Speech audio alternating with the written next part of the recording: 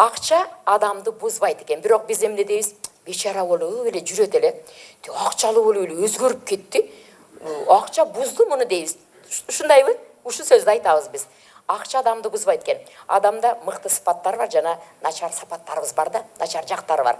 Акча колго тийген экен, баягы уктап жаткан начар сыпаттар, мүнөз ошол сыртка момунтуп чыгат экен да. Адам өзгөрбөйт экен. Баягы сыпаттары ойгонот экен дагы, чыга баштайт экен да. Акча баягы жер семирткич сыяктуу экен да. Аны жерге чассаң, өзүңдүн эккен эгиниң да чыгат, анан отоо чөптөр чыгат. Отоо чөп көбүрөөк чыгат, батыраак чыгат, жакшыраак өсөт, көп өсөт. Тамырынан жулсаң деле кайра чыга берет да. Ошол эккен помидоруң турат, бирок же болгарский, бирок төгүрөгүндөгү отоо чөптөр басып кетет да. Демек, акча көбөйгөн сайын баягы адамдын эмне терс көрүнүштөрү көбөйө баштайт экен да. Бирок чындап эле биз